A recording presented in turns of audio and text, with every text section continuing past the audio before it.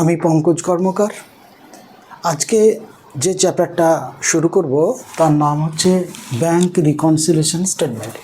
এটা পার্ট 1। কারণ হচ্ছে এই চ্যাপ্টারটা অনেকটা বড়, আর অ্যাকাউন্টেন্সি চ্যাপ্টারগুলো তোমরা জানো তো যে সবগুলোই বড় বড় চ্যাপ্টার, প্রচুর অঙ্ক করাতে হয়। অঙ্ক প্র্যাকটিসের মোড প্র্যাকটিস, এটাই হচ্ছে একমাত্র ফর্মুলা অ্যাকাউন্টেন্সি। বুদ্ধির চেয়ে প্র্যাকটিস খুব বেশি প্রয়োজন হয়ে থাকে অ্যাকাউন্টেন্সি নিয়ে যারা আমরা পড়াশোনা করে থাকি। তাই দীর্ঘদিনের শিক্ষকতার অভিজ্ঞতা থেকে আমি এটুকু বুঝেছি যে প্রত্যেকটা স্টুডেন্টের মধ্যেই বিআরএস অর্থাৎ ব্যাংক রিকনসিলিয়েশন স্টেটমেন্ট নিয়ে একটা ভীতির রয়েছে। সেটাকে যাতে দূর করা যায় আমি আমার মতো করে চেষ্টা করছি। তোমরা আমার সঙ্গে থাকো, তাহলেই যতটা পারবো দীর্ঘদিনের শিক্ষকতার অভিজ্ঞতা থেকে স্টুডেন্টদের সহযোগ্য করে শেখাবার আমি চেষ্টা করছি। আজকে আমি শেখাবো কীভাবে ব্যাংক রিকনসিলিয়েশন স্টেটমেন্টটা করতে হয়। তারপরে আমি পার্ট 2তে শেখাবো কীভাবে সহজ অঙ্কগুলো, তারপরে একটু অ্যাডভান্স অঙ্ক আমি পার্ট 3তে, 3টে পার্টে আমি এটাকে করব। মূলত ব্যাংক রিকনসিলিয়েশন স্টেটমেন্টটা আমাদের এইচএসএ বা 11-12 যে সিলেবাস সেখানে আছে, গ্র্যাজুয়েশনে আছে এবং কস্টে আছে, বা হায়ার এডুকেশনের প্রত্যেক জায়গাতে আছে, বিভিন্ন ফর্মে আছে, অর্থাৎ কিছুটা অ্যাডভান্স ফর্মে আছে। কিন্তু 11-12 যেটা আছে সেটা খুব সহজ, খুব যে কঠিন সেটা নয়, কিন্তু আমার কিছু ক্লিয়ার কনসেপশন দরকার। ক্লিয়ার কনসেপশন যদি আমার ঠিকমতো থাকে তাহলে আমি কিন্তু বিআরএস, শর্ট ফর্মে বিআরএস বলা হয় তাকে, পুরোটা হচ্ছে bank reconciliation statement. Bank reconciliation statement এটা পার্ট 1 লিখেছি, এটা খুব সহজ হয়ে যায়। আমি সেটাই এখন শেখাবো। এটা করতে গেলে কতগুলো জিনিস মাথার মধ্যে রাখতে হবে। প্রথমত জানতে হবে ব্যাংক রিকনসিলিয়েশন স্টেটমেন্টটা কী জিনিস। রিকনসিলিয়েশন কথার অর্থ হচ্ছে, এই রিকনসিলিয়েশন কথার অর্থ হচ্ছে মিলকরণ, রিকনসিল করা, মিলকরণ করা। কার সাথে মিলকরণ করা? না, আমাদের কাছে একটা বই থাকে যেটার মধ্যে আমরা এন্ট্রি করে থাকি, সেটা হচ্ছে ক্যাশবুক। অর্থাৎ এই ক্যাশবুক থাকে অনারের কাছে, ক্যাশবুক থাকে অনারের কাছে। আর ব্যাংকের কাছে থাকে পাসবুক, ব্যাংকের কাছে থাকে পাসবুক, পাসবুক থাকে হচ্ছে ব্যাংকের কাছে। এবার ঘটনাটা হলো যে যেসব ট্রানজ্যাকশানগুলো ব্যাংকের মাধ্যমে থ্রু ব্যাংক হয়ে থাকে, তখন দেখা যায় কোনো সময়তে ক্যাশবুকের, আমাদের যদি ডবল কলাম ক্যাশবুক বা ট্রিপল কলাম ক্যাশবুক করে থাকি, তখন ব্যাংকের যে কলাম আর আমাদের পাসবুকের যে ব্যালেন্স, সেই ব্যালেন্সের গরমিল হয়ে থাকে। অর্থাৎ কোনো জায়গায় বেড়ে গেছে তো কোনো জায়গায় কমে গেছে। অর্থাৎ পাসবুকটা হয়তো বেড়ে গেছে, 10,000 বেড়ে গেছে, ক্যাশবুকটা 10,000 কমে গেছে, অথবা ক্যাশবুক 10,000 বেড়ে গেছে, পাসবুক কমে গেছে। এই কারণটা আমাকে খুঁজতে হবে। তখন কি করা হয়ে থাকে, একটা নির্দিষ্ট দিনে, সেটা মাসের হোক, কোয়ার্টারলি হোক, 6 মান্থ হোক, যে কোনো মাসের দিনে বা ত্রৈমাসিক হোক বা 6 মান্থে, ম্যানেজার, আমার যে অনারের পক্ষে একজন আর ব্যাংকের পক্ষে একজন বসে স্টেটমেন্টটা মিলিয়ে দেখে যে কোথায় ভুলটা হলো। অ্যাকাউন্ট দুটো মিলিয়ে পাশাপাশি বসিয়ে দেখে কোথায় গরমিলটা হয়েছে। সেই গরমিলটাকে অ্যাডজাস্ট যে পদ্ধতিতে করা হয়ে থাকে সেটাকে বলা হয় থাকে ব্যাংক রিকনসিলিয়েশন স্টেটমেন্ট। সেটাকে বলা হয় থাকে ব্যাংক রিকনসিলিয়েশন স্টেটমেন্ট, অর্থাৎ বাংলায় বলা হয় থাকে ব্যাংক জমার সঙ্গতি বিধায়ক বিবরণী। ব্যাংক জমার সঙ্গতি বিধায়ক বিবরণী এটা বলা হয়ে থাকে। এইবার আমি আবারও বলছি যে আমাদের কাছে থাকে ক্যাশবুক, সেই ক্যাশবুকটার মালিক হচ্ছি আমি এন্ট্রি করতে পারি। এখানে যেমন ব্যাংকের কোনো অধিকার নেই এর মধ্যে এন্ট্রি করার, ঠিক সেরকম পাসবুকটা থাকে ব্যাংকের কাছে, ব্যাংক ছাড়া অন্য কারো অধিকার নেই ওটার মধ্যে এন্ট্রি করার। এখন অনেকে প্রশ্ন করে, স্যার আপনি তো বলছেন যে পাসবুক আমাদের কাছে থাকে না, আমাদের কাছে তো একটা পাসবুক থাকে, ওটা হচ্ছে ডুপ্লিকেট কপি। অর্থাৎ ব্যাংক যে ট্রানজ্যাকশনটা করেছে সে ট্রানজ্যাকশনগুলো, সেই যেটা লিপিবদ্ধ করা আছে এন্ট্রিগুলো, সেটার একটা ডুপ্লিকেট কপি তোমাকে দেওয়া থাকে, তুমি যদি আপ টু ডেট করাও তাহলে এটা মিলকরণটা অনেক সময় হয়ে যায়, আবার অনেক সময় তো আপ টু ডেটও হয় না। তো সেই জন্য ম্যানেজাররা বসে বা ওনারের পক্ষে বা ব্যাংকের পক্ষে একজন বসে সেটাকে মিলকরণ করা থাকে, সেই স্টেটমেন্টটাকে বলা থাকে ব্যাংক রিকনসিলিয়েশন স্টেটমেন্ট। এটা কিন্তু একটা মনে রাখবে, এটা কিন্তু নট অ্যাকাউন্ট, এটা কিন্তু কোনো অ্যাকাউন্ট নয়, কারণ অ্যাকাউন্টের মধ্যে ডেবিট ক্রেডিট থাকে, এটা ফুললি স্টেটমেন্ট, এটা একটা বিবরণী, এটা একটা বিবরণী স্টেটমেন্ট, এটার মধ্যে কোনো ডেবিট ক্রেডিট থাকে না। শর্ট কোশ্চেন আছে যে ব্যাংকের কোনো ডেবিট ক্রেডিট থাকে কি থাকে না, এটার মধ্যে কোনো ডেবিট ক্রেডিট থাকে না, এটা একটা স্টেটমেন্ট, নামমাত্র স্টেটমেন্ট, এটাকে বলা হয়ে থাকে ব্যাংক রিকনসিলিয়েশন স্টেটমেন্ট। এটা একটা নির্দিষ্ট মাসে, নির্দিষ্ট ত্রৈমাসিক বা 6 মাসে বা প্রতি মাসে বা 15 দিন অন্তর অন্তর বসে এটা করা থাকে, একটা নির্দিষ্ট দিনে করা হয়ে থাকে। কীভাবে করব, এইটাই একটু মজার জিনিস, কীভাবে করব। এত ক্লিয়ার কনসেপশন ক্যাশবুক সম্পর্কে যদি ক্লিয়ার কনসেপশন না থাকে তাহলে কিন্তু ব্যাংক রিকনসিলিয়েশন করা খুব মুশকিল। আমি ক্যাশবুক নিয়ে আমি ক্লাস করব, তোমরা ক্যাশবুকটা জার্নাল লেজারের পরেই ক্যাশবুক করানো থাকে। ক্যাশবুকটা খুব সোজা জিনিস, কারণ জার্নাল লেজার যখন করা থাকে ক্যাশের একটা ফর্ম করা হয়ে থাকে, ব্যাঙ্ক অ্যাকাউন্ট করা হয়ে থাকে, সেই জন্য আমি ক্যাশবুক হচ্ছে বিআরএসটা খুব কঠিন, এবং বিআরএসের জন্য আমার কাছে অনেকেই রিকোয়েস্ট করেছে যে বিআরএস নিয়ে স্যার ক্লাস করুন।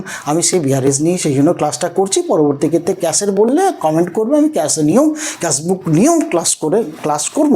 তো যাই হোক, কি করতে হবে সেটা হচ্ছে, বিআরএস করতে গেলে প্রথমে তুমি একটা জিনিস এর উপর কনসার্ন করবে, সেটা হচ্ছে যে কনসেন্ট্রেশন করবে যে কোন বইটা ধরে তোমার কাজ হয়। তোমার দেখবে ক্যাশবুক ধরে কাজ থাকবে, আর নইলে পাসবুক ধরে। দেখবে অঙ্কের মধ্যে বলে দেওয়াই থাকবে, অঙ্কের মধ্যে বলে দেওয়াই থাকবে যে কোন বইটা ধরে অঙ্কটা শুরু করতে হবে, অর্থাৎ সেই বইটাকে আমি বলবো স্টার্টিং বুক। তা প্রথম কাজ হলোই যে তুমি স্টার্টিং বুকটাকে খুঁজে বার করো, প্রথম কাজ হলোই তুমি স্টার্টিং বুকটাকে খুঁজে বার করে নাও, তারপরে অঙ্কটাকে শুরু করো। দুই তুমি যখন দেখবে অঙ্কটা পড়বে, এখানে অঙ্কগুলো কিন্তু ABCD ছোটো ছোটো অনেকগুলো মিলে একটা অঙ্ক, ট্রানজ্যাকশান, একটা ট্রানজ্যাকশান মিলে একটা অঙ্ক হয়ে থাকে, বা 8টা 10টা ট্রানজ্যাকশান মিলে একটা বিআরএসের অঙ্ক হয়ে থাকে। তো ধরো একটা ট্রানজ্যাকশানের, যখন ট্রানজ্যাকশানটা তুমি দেখবে বা ট্রানজ্যাকশানটা পড়বে, তখন তোমার কোন বইটা ধরে অঙ্ক স্টার্ট হয়েছে এটাকে ইগনোর করে দাও, এটা দরকার নেই। আমি আবারও বলছি, যখন ট্রানজ্যাকশানটা করবে, সেই ট্রানজ্যাকশানটার যখন তুমি দেখবে যে কি হয়েছে, তখন কোন বইটা ধরে স্টার্ট করেছো এটাকে পুরোপুরি ইগনোর করে দাও, ঠিক আছে? তাহলে ট্রানজ্যাকশান যখন করবে, তখন যখন ট্রানজ্যাকশানটাকে করবে, ট্রেস করবে ট্রানজ্যাকশানটা কি হয়েছে, সেই ট্রানজ্যাকশানটা যখন করবে তখন তোমাকে ইগনোর স্টার্টিং বুকটাকে কী বলেছে, স্টার্টিং বুকটাকে ইগনোর করে দাও। 3 নাম্বার খুব ভালো করে শুনবে। 3 নাম্বার, এইবার ট্রানজ্যাকশানটা তো এই জন্য দেওয়া হয়েছে যে এই ট্রানজ্যাকশানটা নিয়ে গণ্ডগোলটা হয়েছে বলেই কিন্তু ট্রানজ্যাকশানটা দেওয়া হয়েছে। তাহলে ট্রানজ্যাকশানটা যখন গণ্ডগোলটা হয়েছে, যখন তুমি রিকনসিল করবে অর্থাৎ মিলকরণ করবে, রিকনসিল করব, তখন কিন্তু অনলি স্টার্টিং বুকটা মুভমেন্ট করবে, অনলি স্টার্টিং বুক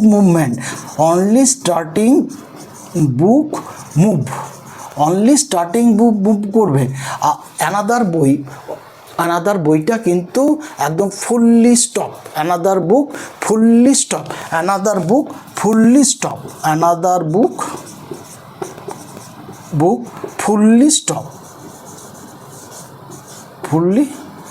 স্টপ থাকবে। আমি আবারও বলছি, এই 3টে স্টেপ যদি ফলো করে থাকো, যে কোনো বিআরএসের অঙ্ক খুব সোজা। আমি কয়েকটা এক্সাম্পল দিয়ে প্রমাণ করে দেবো, বা তোমরাও আমার সঙ্গে করতে পারো কয়েকটা এক্সাম্পল দিয়ে, যে পুরোপুরি একদম খুব জলের মতো সহজ এই তিনটে কনসেপ্ট। আমি কি বললাম, আমাদের কাছে থাকে ক্যাশবুক, ব্যাংকে থাকে পাসবুক। ক্যাশবুকের মধ্যে অনারই একমাত্র এন্ট্রি করতে পারবে, অনারের পক্ষে যে ক্যাশিয়ার সে এন্ট্রি করতে পারে। পাসবুকের মধ্যে অনলি ব্যাংক এন্ট্রি করতে পারে। এবারে কোনো একটা নির্দিষ্ট দিনে দেখা গেছে যে ক্যাশবুকের ব্যালেন্স আর ব্যাংকের ব্যালেন্সের মধ্যে মিলছে না, ব্যাংকের ব্যালেন্স আর ক্যাশবুকের bank column, not cash column, cash কলামের মধ্যে ক্যাশ এন্ট্রি হয়ে থাকে, ব্যাংকের থ্রু এন্ট্রিগুলো সব ক্যাশবুকের ব্যাংক কলামে হয়ে থাকে। ব্যাংক কলাম আর মিলছে না, ক্যাশবুকের ব্যাংক কলামের সঙ্গে ব্যাংকের পাসবইয়ের মিলছে না, তখন আমাদের পক্ষে অর্থাৎ অনারের পক্ষে একজন এবং ব্যাংকের পক্ষে একজন বসে একটা মিলকরণের জন্য একটা স্টেটমেন্ট তৈরি করে, সেইটাকে বলা হয় থাকে ব্যাংক রিকনসিলিয়েশন স্টেটমেন্ট। সেই স্টেটমেন্টটা তৈরি করার একটা পদ্ধতি আছে। পদ্ধতি অঙ্কের ক্ষেত্রে যে পদ্ধতিটা নিয়ে করতে হয় সেটা হচ্ছে, প্রথমেই তুমি বার করে নাও যে স্টার্টিং বুক কোনটা। হয় দুটো বই আমাদের, হয় ক্যাশবুক নইলে পাসবুক। ক্যাশবুকের কিন্তু ব্যাংক কলাম, আমি বারবার বলছি ক্যাশবুকের কিন্তু ব্যাংক কলামটা নিয়ে কাজ। হ্যাঁ, ক্যাশবুকের কিন্তু ব্যাংক কলাম, যে ব্যালেন্সটা যে গণ্ডগোল থাকে ক্যাশবুকের ব্যাংক কলাম, অর্থাৎ ক্যাশবুক আর পাসবুক এই দুটোর মধ্যে একটা স্টার্টিং বুক থাকবে, অঙ্কের মধ্যে বলে দেওয়া থাকবে, পরিষ্কার বলে দেওয়া থাকবে, এটা নিয়ে কোনো ট্রেসের ব্যাপার নেই, টেনশনের ব্যাপার নেই, এটা অঙ্কের মধ্যে বলে দেওয়া থাকবে। 2 নম্বর হচ্ছে, যখন অঙ্কের মধ্যে যে ট্রানজ্যাকশনগুলো দেওয়া হয়েছে, সেই ট্রানজ্যাকশনগুলো কেন দেওয়া হয়েছে না, এই ট্রানজ্যাকশনগুলোর জন্যই গণ্ডগোলটা হয়েছে। তাহলে যখন তুমি গণ্ডগোলটা খুঁজে বার করছো ট্রানজ্যাকশনের মধ্যে থেকে, তখন কোন বই ধরে তুমি অঙ্ক করছো সেটাকে জানার কোনো দরকার নেই, সেটাকে পুরোপুরি ইগনোর করে যাও। আমি আবারও বলছি, যখন তুমি ট্রানজ্যাকশনটা থেকে গরমিলটা খোঁজার চেষ্টা করছো, তখন কোন বইটা ধরে তুমি অঙ্কটা স্টার্ট করছো সেটাকে কোনো কিছু ধরার দরকার নেই, ওটাকে পুরোপুরি ইগনোর করে দাও। নেক্সট স্টেপ, থার্ড স্টেপ, কিন্তু যখন রিকনসিলিয়েশন করবে, গণ্ডগোলটা তো হয়েছে, হয় ক্যাশবুক বেড়েছে নাহলে ক্যাশবুক কমেছে, হয় পাসবুক বেড়েছে নাহলে পাসবুক কমেছে। তো এই জন্যই যে গণ্ডগোলটা হয়েছে সেটাকে যখন তুমি রিকনসিলিয়েশন করবে, অর্থাৎ মেলাবে, মিলকরণ করবে, তখন অনলি স্টার্টিং বুকটা মুভমেন্ট করবে, অনলি স্টার্টিং বুকটা মুভমেন্ট করবে, অ্যানাদার বুকটা স্টপ থাকবে। যদি ক্যাশবুক স্টার্ট করে থাকে তাহলে মেলার সময় ক্যাশবুক মুভ করবে, আর যদি পাসবুক স্টার্ট থাকে মেলাবার সময় পাসবুক মুভ করবে, অন্য বইটা ভাইস ভার্সা, অন্য বইটা কিন্তু পুরোপুরি স্টপ থাকবে। এবার আমি কয়েকটা অঙ্ক করছি, ভালো করে দেখো। আমি কি লিখেছি, cheque of rupees 8600 deposited on 26 December 2024 but the same collected by bank on 4th January 2025, অর্থাৎ 2025। বিআরএসটা কবে হচ্ছে দেখো, বিআরএসটা হচ্ছে এখানে লেখাই আছে বিআরএস অ্যাজ অ্যাট 31 December 2024, অর্থাৎ ব্যাংকের ম্যানেজার বা ব্যাংকের পক্ষের কেউ আর আমাদের ওনারের পক্ষের কেউ দুজনে মিলে 31 ডিসেম্বর 2024 বসেছে যে কোন গণ্ডগোলটা হয়েছে সে গণ্ডগোলগুলো খোঁজার জন্য, এবং সেটা মেলাবে, সে মিলিয়ে একটা স্টেটমেন্ট তৈরি করবে। তো সেখানে একটা ট্রানজ্যাকশন দেওয়া আছে, cheque of rupees 8600 deposited on 26 December 2024 but the same collected by the bank on 4th January 2025, অর্থাৎ বাংলায় দাঁড়ায় একটা চেক 8600 টাকার 26 ডিসেম্বর 2024 ব্যাংকে জমা দেওয়া হয়েছিল, কিন্তু ব্যাংক এন্ট্রি করেছে 4th January 2025-এ, 4th January 2025-এ। তাহলে অঙ্কের ডেট কবে, 31 ডিসেম্বর, ভেরি ভেরি ইম্পর্টেন্ট অঙ্কের ডেটটা, অর্থাৎ বিআরএসের ডেটটা ভেরি ভেরি ইম্পর্টেন্ট, 31 ডিসেম্বর 2024। অর্থাৎ তুমি অঙ্ক করছো 31 ডিসেম্বর 2024-এ, ব্যাংকের ম্যানেজার বা ব্যাংকের পক্ষের কেউ আর আমার ম্যানেজার বা আমার পক্ষের কেউ রিকনসিলিয়েশন করতে বসেছে, কিন্তু তারপরে ব্যাংক এই টাকাটা জমা করেছে। আমি তো জমা করেছি আগেই, কিন্তু ও জমা করেছে এই তারিখের পর, গণ্ডগোলটা সেই জন্য হয়েছে।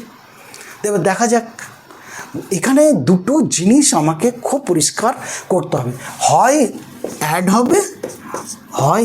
হবে আর নইলে লেস হবে, এই বাইরে কিচ্ছু হবে না, হয় অ্যাড হবে নইলে লেস হবে, এর বাইরে কিচ্ছু হবে না।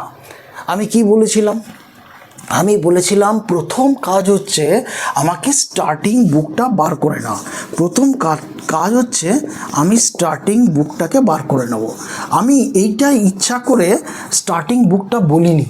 আমি স্টার্টিং বুকটা একবার ক্যাশ বুক ধরে শেখাবো, একবার পাসবুক ধরে শেখাবো, দেখবে কীভাবে কী হচ্ছে।